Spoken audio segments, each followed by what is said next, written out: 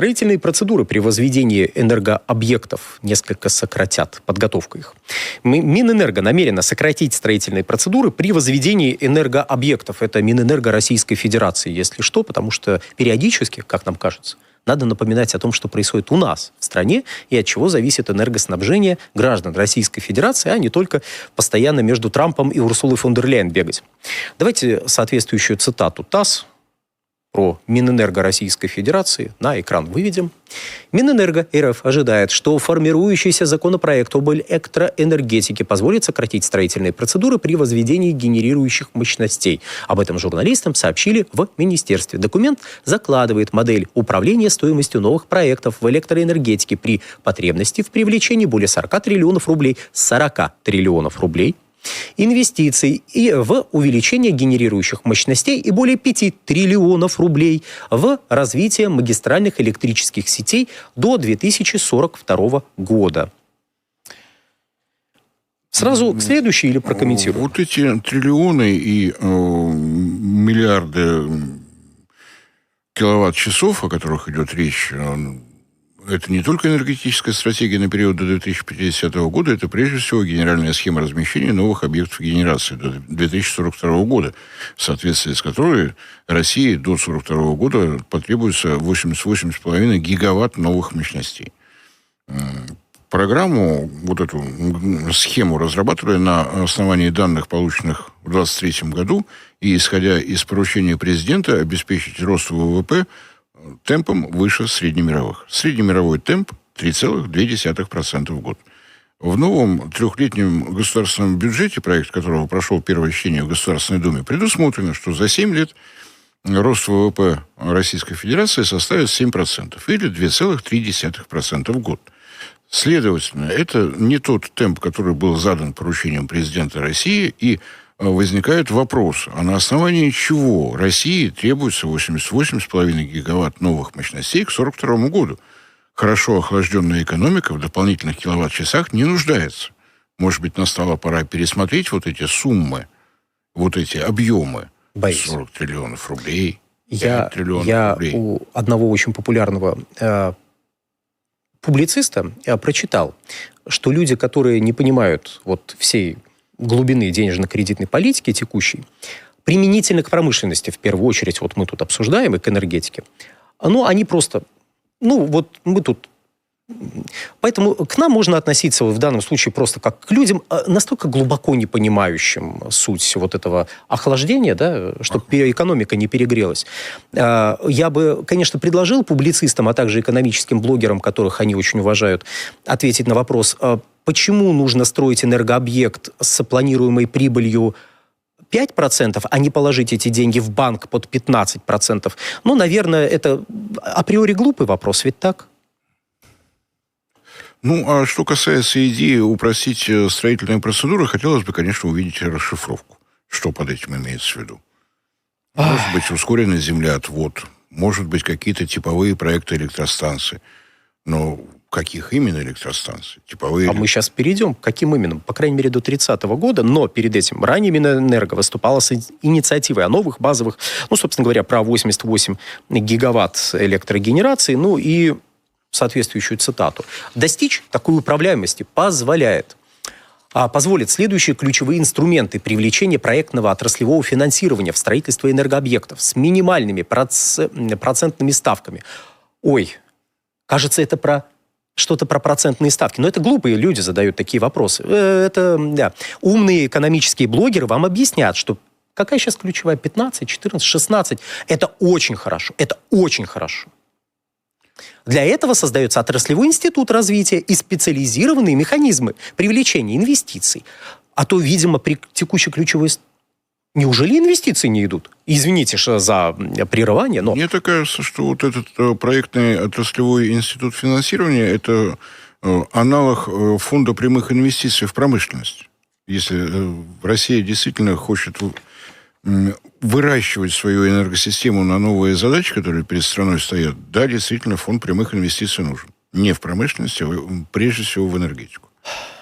А то, знаете, у нас охлаждение экономики, с одной стороны, а с другой стороны, громадил планов по развитию электроэнергетической инфраструктуры. И по необъяснимой причине для экономических блогеров противоречие возникает между вот этими двумя процессами, охлаждением экономики и, знаете, вот задачами в области энергетики.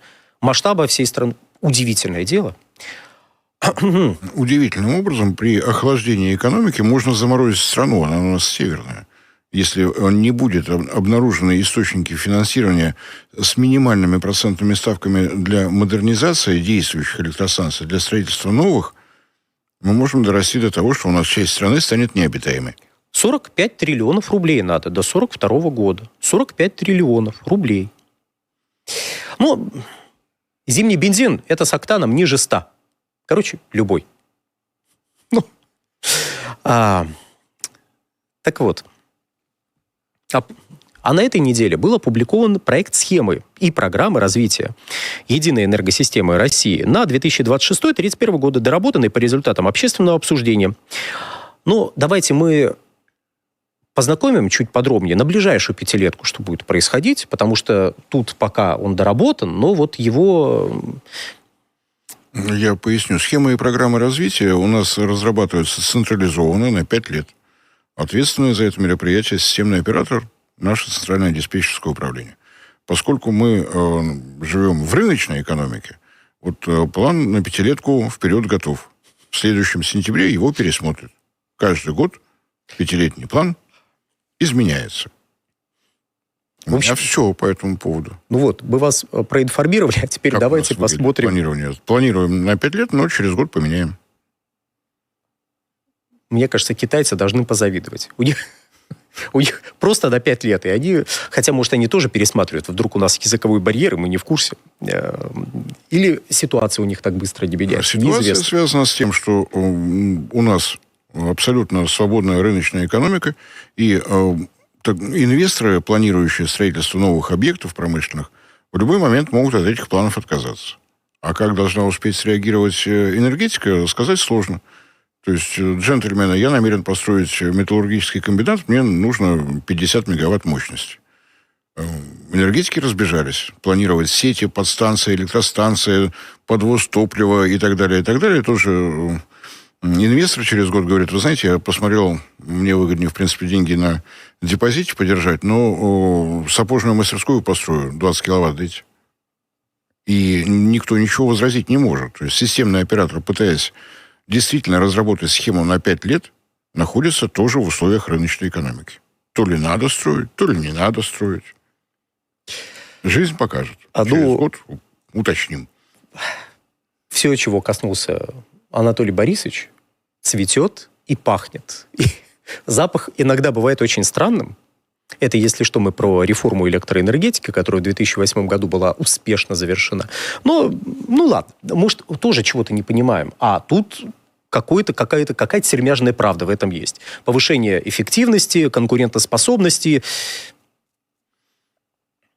Ну, чего-то такого. Так вот, дорогие друзья, посмотрим на текущее положение вещей в электроэнергетике. А то я уверен, что большинство наших зрителей, я не издеваюсь, я понимаю, что это просто такая область знаний, в которую не погружаются. Не в курсе, как у нас выглядит энергосистема, сколько у нас вообще объектов генерирующих. Давайте вот Министерству энергетики дадим слово и процитируем. Это о текущем положении вещей. Нет. Если можно, следующую цитату. Да, большое спасибо. Установленная мощность электростанций ЕС России и территориально удаленных энергосистем. Технологически изолированных теплоэнергетических систем.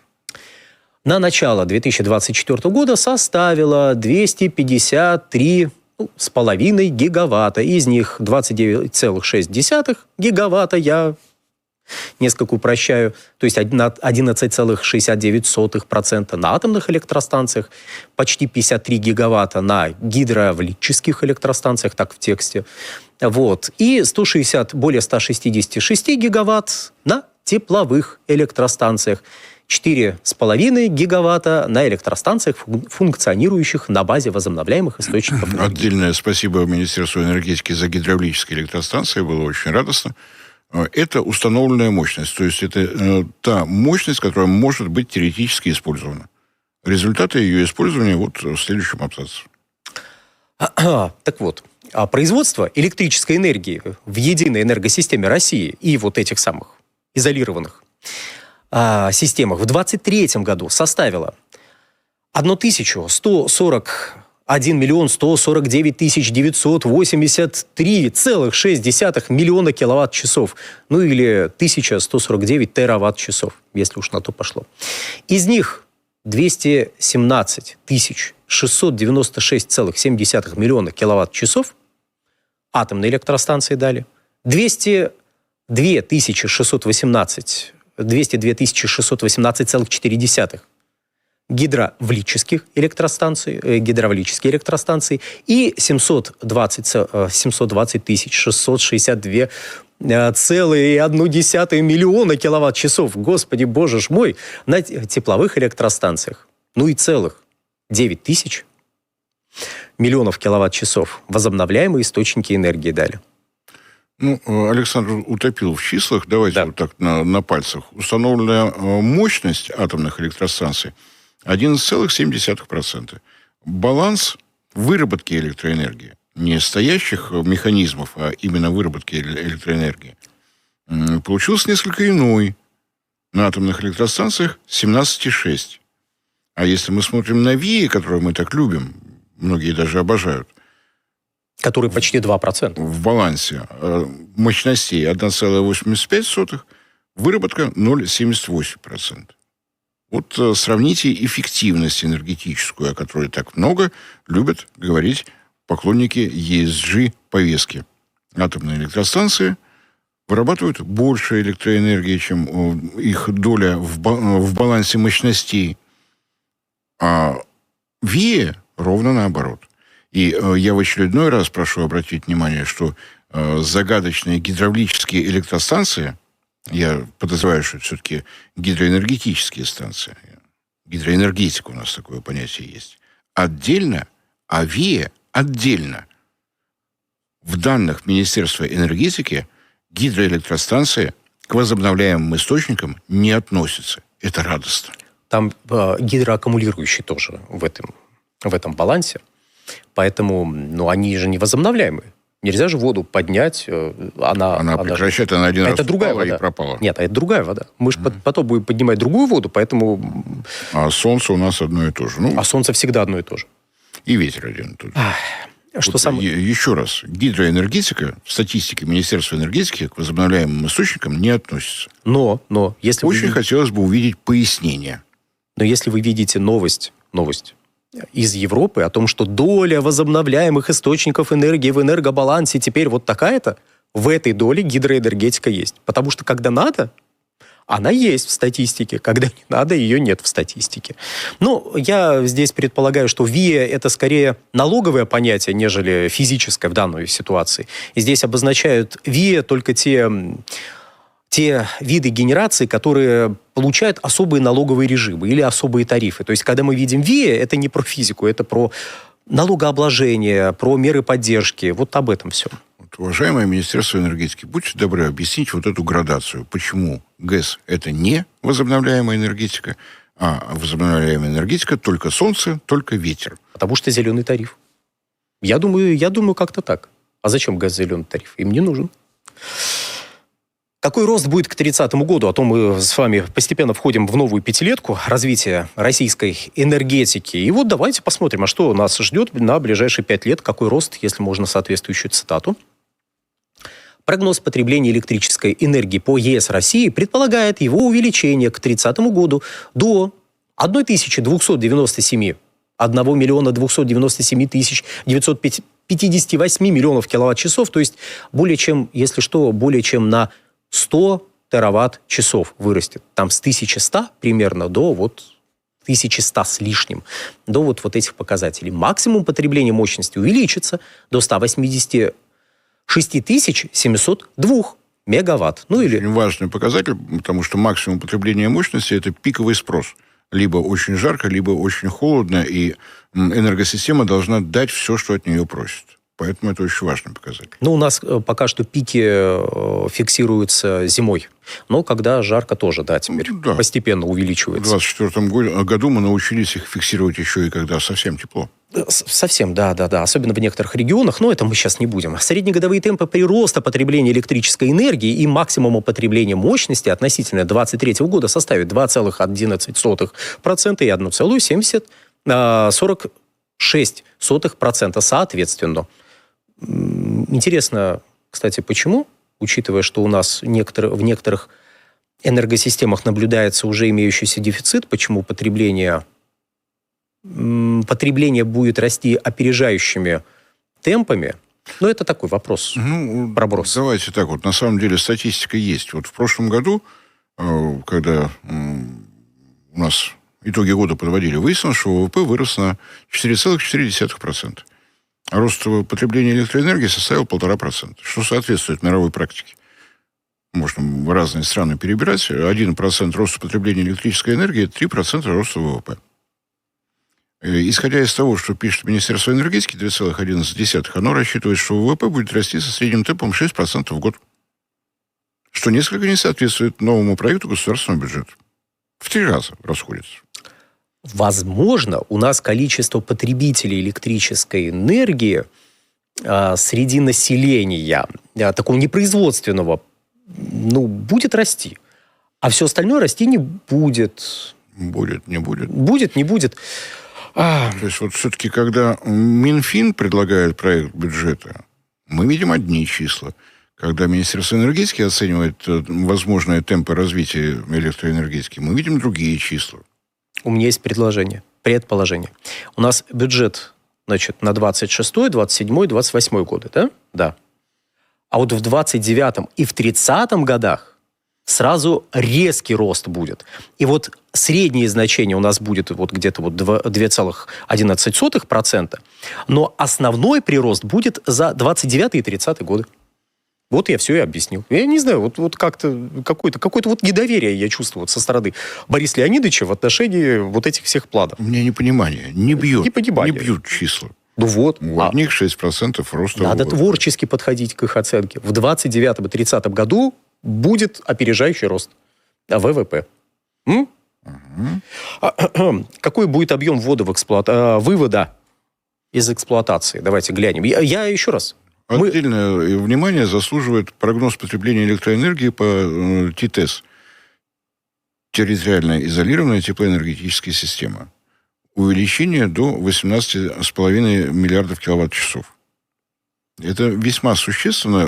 Объясню, что такое ТИТЭС. ТИТЭС – это те регионы, где нет общих сетей. К таким регионам в России относится половина России. Географическая половина, не по потребителям. Конечно, географическая. Это центральная и северная часть Якутии, Магаданская область, Чукотка, Камчатка, север Красноярского края, восток Иркутской области, отдельные регионы Хабаровского края и так далее, и так далее. Там нет сетей, там есть отдельные очаги цивилизации, так скажем, изолированные поселки, изолированные производственные проекты. И это те регионы, где у производителей электроэнергии нашим законодательством действующим имеется возможность подписывать двусторонние договоры с потребителями. Без посредников. Я произвожу электроэнергию, ты у меня ее покупаешь. Без сетей, без гарантирующих поставщиков, вот без всего этого. И с учетом поручения президента о разворачивании вектора развития России на восток и на юг, я сильно подозреваю, что прогнозы по росту генерации электроэнергии в ТИТЭС будут выше, чем мы сейчас видим. На Дальнем Востоке многое происходит.